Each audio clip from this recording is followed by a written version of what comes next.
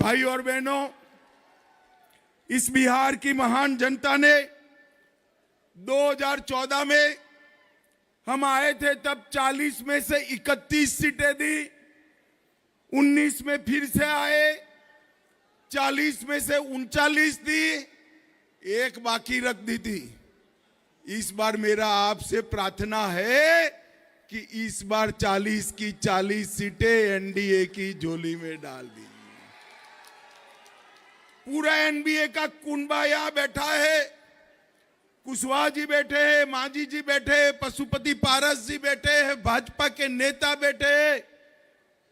एक बार मोदी जी को 400 पार करा दो, मैं आपको वादा करता हूं कि मोदी जी ने जो कहा है कि इस देश का अर्थतंत्र दुनिया में तीसरे नंबर पर पहुंचेगा, वो वादा मोदी जी का सच हो जाएगा। भाई और बहनों, मोदी जी को तीसरी बार प्रधानमंत्री बनाने का मतलब है हमारे अर्थतंत्र को संसार में तीसरे नंबर का अर्थतंत्र बनाना। मोदी जी को प्रधानमंत्री तीसरी बार बनाने का मतलब है चंद्रयान, मंगलयान और आदित्ययान तीनों की सफलता दर्ज करना। और मोदी जी को तीसरी बार प्रधानमंत्री बनाने का मतलब है कश्मीर, नॉर्थ ईस्ट और पूरे वामपंथी उग्रवादी क्षेत्र से वामपंथी उग्रवाद का सफाया कर देना। भाई और बहनों, मैं आज आप सभी को पहले पूछना चाहता हूं, अयोध्या में राम मंदिर बनना चाहिए था या नहीं बनना चाहिए था? जरा जोर से बोलो, बनना चाहिए था या नहीं बनना चाहिए था? 75 साल तक एक गठबंधन की पार्टियां, कांग्रेस पार्टी, लालू प्रसाद यादव राम मंदिर को लटकाते रहे, भटकाते रहे, अटकाते रहे। आपने मोदी जी को दूसरी बार प्रधानमंत्री बनाया, 5 साल में ही मोदी जी ने केस भी जीता, भूमि पूजन भी किया और राम लल्ला को अपने भव्य मंदिर में बिठाने का काम भी 22 जनवरी को कर दिया। और 17 तारीख को राम लल्ला अपने भव्य मंदिर में पहली बार रामनवमी मनाएंगे, अपना बर्थडे मनाएंगे। और इसका आनंद आप सभी को है या नहीं है? जरा जोर से बोलो, है या नहीं है? मोदी जी ने ऐसे कई असंभव काम कर दिए। मुझे बताओ औरंगाबाद वालों, गया वालों, ये कश्मीर जो है हमारा है या नहीं है? जरा जोर से बोलो, है या नहीं है? धारा 370 जानी चाहिए थी या नहीं जानी चाहिए थी? मगर कांग्रेस पार्टी, ये लालू प्रसाद यादव धारा 370 को हटाने नहीं देते थे। मोदी जी ने 5 अगस्त 2019 को धारा 370 को समाप्त कर दिया और कश्मीर को हमेशा के लिए भारत का हिस्सा बनाया। कांग्रेस के जमाने में 10 साल के अंदर कांग्रेस के जमाने में हर रोज पाकिस्तान से आलिया, मालिया, जमालिया आते थे, बम धमाके करते थे और चले जाते थे, कोई कुछ नहीं बोलता था। मोदी जी आए, उरी में किया, पुलवामा में किया, मगर ये आतंकवादी भूल गए एक कांग्रेस की सरकार नहीं है, भाजपा सरकार है और मनमोहन सिंह जी नहीं है, नरेंद्र मोदी प्रधानमंत्री है। 10 ही दिन के अंदर सर्जिकल स्ट्राइक और एयर स्ट्राइक कर पाकिस्तान के घर में घुसकर आतंकवादियों का सफाया करने का काम नरेंद्र मोदी जी ने किया। भाई और बहनों, मोदी जी ने 10 साल में देश के करोड़ों गरीबों के लिए 80 करोड़ गरीबों को 5 किलो प्रति माह प्रति व्यक्ति मुफ्त राशन दिया, 12 करोड़ शौचालय बनाए, 4 करोड़ लोगों को घर दिया, 10 करोड़ से ज्यादा लोगों को गैस का कनेक्शन दिया, 14 करोड़ लोगों को नल से जल दिया और 60 करोड़ लोगों को 5 लाख तक का मुफ्त इलाज देने का काम नरेंद्र मोदी जी ने किया। और अभी अभी हमारे सम्राट भाई उप मुख्यमंत्री बने, पूरे बिहार के अंदर आयुष्मान भारत योजना को लागू करने का काम एनडीए की नीतीश कुमार और सम्राट चौधरी सरकार ने किया है। मित्रों, सम्राट चौधरी सरकार, ये बहुत बड़ी उपलब्धि है।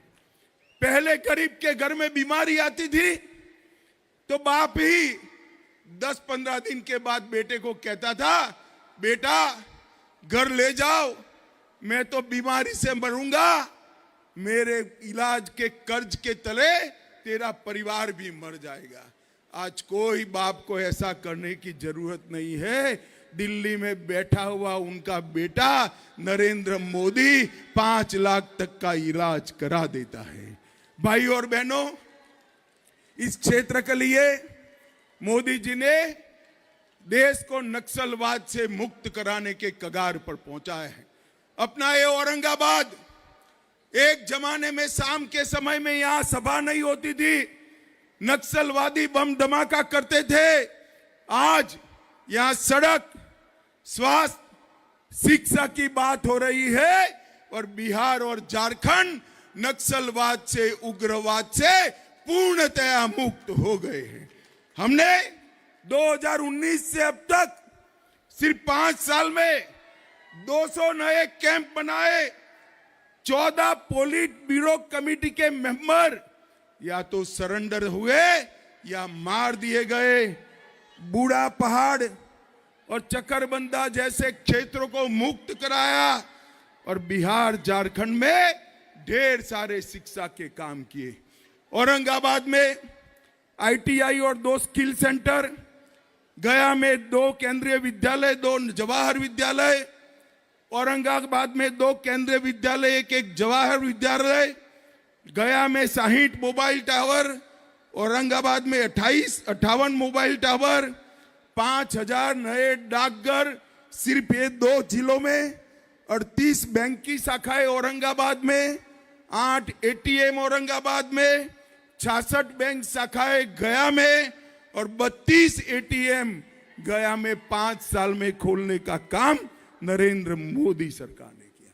और औरंगाबाद में ये सुशील जी देखते हैं एकदम शांत आदमी, मगर जब औरंगाबाद के विकास की बात आती है तो सभी से लड़ पड़ते हैं।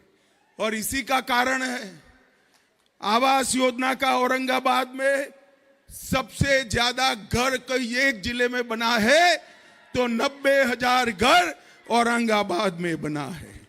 आयुष्मान भारत 2,30,000 लोगों को 5 लाख तक का फायदा मिला है। 2,25,000 माताओं को गैस का सिलेंडर मिला। औरंगाबाद में 3 लाख गरीब घरों में नल से जल पहुंचा और 1,80,000 किसानों को 6,000 रुपया प्रति साल पहुंचाने का काम किया। यहां का रफीगंज रेलवे स्टेशन, नबीनगर और Anugrah Narayan road railway station नए बन रहे हैं, ये भी भारतीय जनता पार्टी की सरकार का काम है। एनटीपीसी के प्लांट का शुरुआत हुआ, एक नया एक्सप्रेस वे बन रहा है। पटना औरंगाबाद नेशनल हाईवे का सर्वे का काम चल रहा है और सोन नदी पर बना एक पुल हमारे लिए आशीर्वाद के समान है। मित्रों, ढेर सारे काम किए। मुझे बताओ भाइयों बहनों, 10 साल में एक कांग्रेस पार्टी की सरकार थी, कुछ किया था क्या? किया था? मोदी सरकार ने 10 साल में 15 लाख करोड़ से ज्यादा काम नए मोदी जी की पैकेज के अलावे नए काम करने का काम नरेंद्र मोदी जी ने किया है। और मित्रों, एक कांग्रेस पार्टी तुष्टीकरण करने वाली पार्टी, कांग्रेस की 4 पीढ़ियां नेहरू जी, इंदिरा जी, राजीव जी, सोनिया जी और अब राहुल जी, सारे के सारे लोग तुष्टीकरण में मानते हैं। इन्होंने कहा है कि हम मुस्लिम पर्सनल लॉ को फिर से लाएंगे। भाई मुझे बताओ, ट्रिपल तलाक समाप्त होना चाहिए या नहीं होना चाहिए? जरा जोर से बोलो, होना चाहिए या नहीं होना चाहिए? धारा 370 जानी चाहिए या नहीं जानी चाहिए? यूसीसी आना चाहिए या नहीं आना चाहिए? कांग्रेस पार्टी तुष्टीकरण की राजनीति करती है।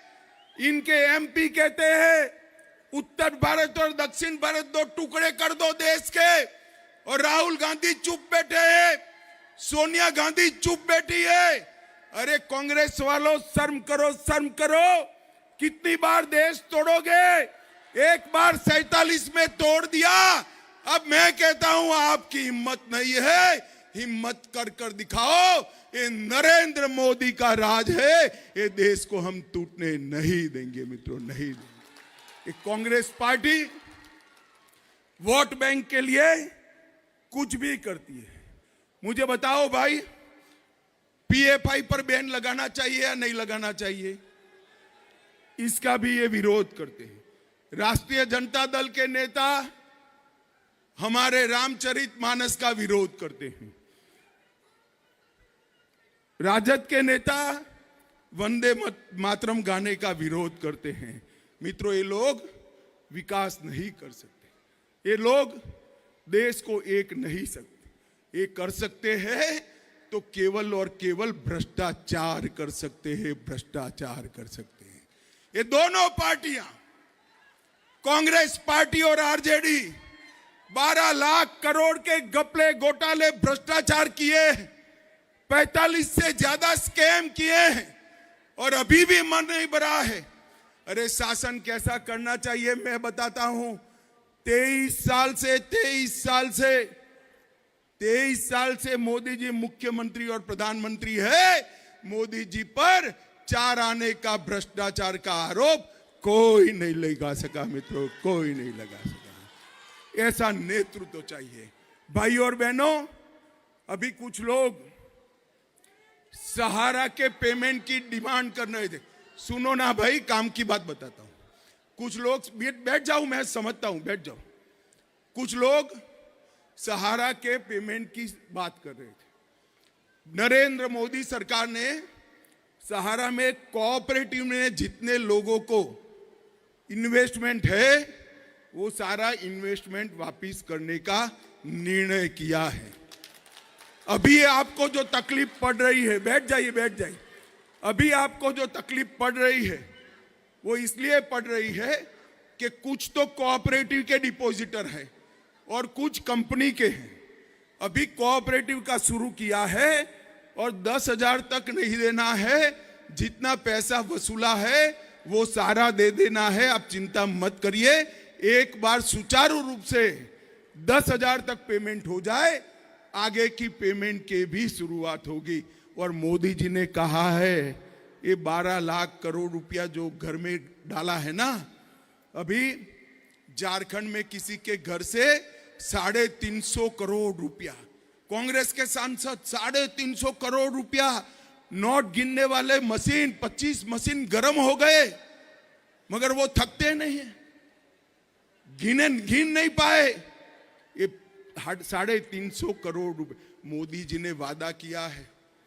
ये सभी लोग जो हो हा करे, भ्रष्टाचारी एक भी छूटेगा नहीं। जेल की सलाखों के पीछे जाने के लिए उनको तैयार रहना पड़ेगा। और पाई जो गरीबों की लूट कर गए हैं, गरीबों की जो पाई लूट कर गए हैं, वो वापिस देनी पड़ेगी। उनको राजनीतिक मुद्दा बनाना है।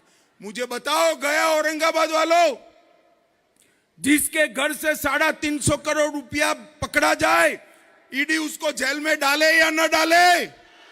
जोर से बोलो, डाले या न डाले? 250 करोड़ रुपया जिसके घर से पकड़ा जाए, जेल में न डाले क्या? ममता बनर्जी के मंत्री के यहां से 51 करोड़ रुपया पकड़ा गया, जेल में डाले कि न डाले? न जाने सहारा जैसे कितने लोगों का, गरीबों का पैसा खाकर बैठे हैं। मगर मैं कहता हूं चिंता मत करिए, ये जितना विरोध करे, जिन्होंने करप्शन करा है उनकी जगह जेल की सलाखों के पीछे है, उनको कोई नहीं बचा सकता।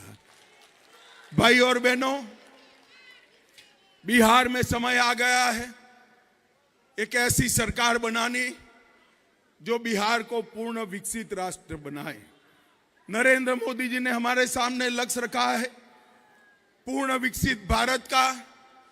पूर्ण विकसित भारत होते ही पूर्ण विकसित बिहार अपने आप होता है। भाई और बहनों, हमारे गठबंधन में हम पार्टी है, कुशवाहा जी है, हमारे साथ पशुपति पारस जी है, पासवान जी है। सारे लोगों का जो जो चिन्ह है, यहां तो कड़ाई और कमल दो है, मगर जहां पर भी जो जो चिन्ह है वो सभी पर आशीर्वाद देकर नरेंद्र मोदी जी को तीसरी बार प्रधानमंत्री बनाना है। बनाएंगे क्या? जोर से बोलो। कमल के फूल पर बटन दबाएंगे, कड़ाई पर बटन दबाएंगे, हमारे दोनों नेताओं को जिताएंगे, 400 पार कराएंगे, मोदी जी को तीसरी बार प्रधानमंत्री बनाएंगे। तो मेरे साथ दोनों हाथ उठाइए, उठाइए दोनों हाथ, विजय के संकल्प की मुट्ठी भींचिए और प्रचंड आवाज से बोलिए, भारत माता की, भारत माता की, भारत माता की जय श्री राम, जय जय श्री राम।